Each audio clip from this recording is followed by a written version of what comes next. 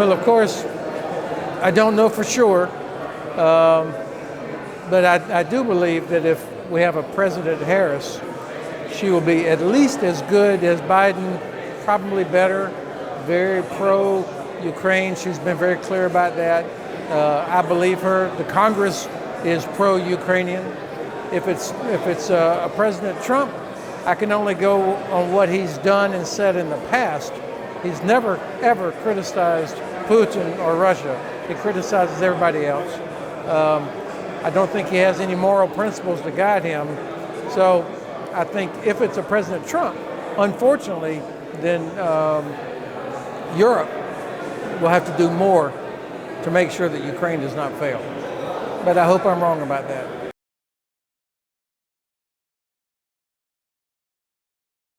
Well, certainly Russia has the ability. They have thousands of nuclear weapons. They don't care how many people they kill. So you have to wonder, why would they use a nuclear weapon? And for what reason? China and India have both said, do not do it. My president has said, catastrophic consequences if you use it. So I think actually for the Russians, there's no benefit to using a nuclear weapon. Their benefit comes from the threat, because they see how we have this excessive fear that they might do it. So yes, they could, but I think it's very unlikely. But if they did, then the United States would deliver catastrophic consequences for Russia.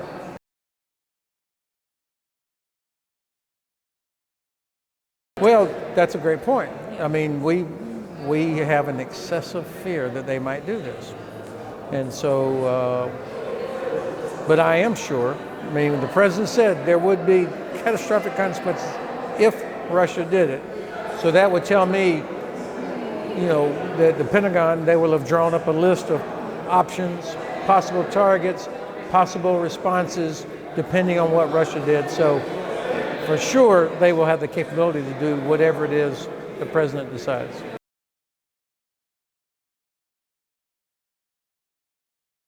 Well, I think that President Zelensky has given us a great plan, the victory plan. Now it's up to us, the West, but especially the United States and Germany, to make it clear we want Ukraine to win, that it's in our interest, it's our strategic objective that Ukraine wins. And if they do that, if the administration does that and the German Bundeskanzler does that, then there'd be no more hesitation about providing all the things that are needed. None of these stupid policies about you can't use ATACMS inside Russia. And we also would use our economic tools much better. Stop Russia from exporting oil to India and China, which is, of course, what pays for their war.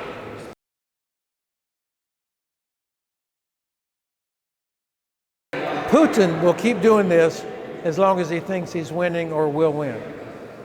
I think as soon as he realizes that we are committed, this is why it's so important for the United States to say we want Ukraine to win and then start demonstrating that. Because then Putin will know, like, he has no chance of winning. He does not have the ability to knock out Ukraine. His only hope is that we quit. So we have to demonstrate that we're not quitting, that we are committed. And if we did all those things, I mean, Russia's in big trouble. They've lost over 600,000 casualties. Half of their ammunition comes from North Korea. They would rather use North Korean soldiers, however many there are, rather than mobilize their own young men in Moscow and St. Petersburg. They're scared of their own population because they know that people there will raise hell if there's a mobilization. So I think actually if we could tighten up our economic tools and allow Ukraine to use what we give them to hit Russia's oil and gas infrastructure, they would be on their knees.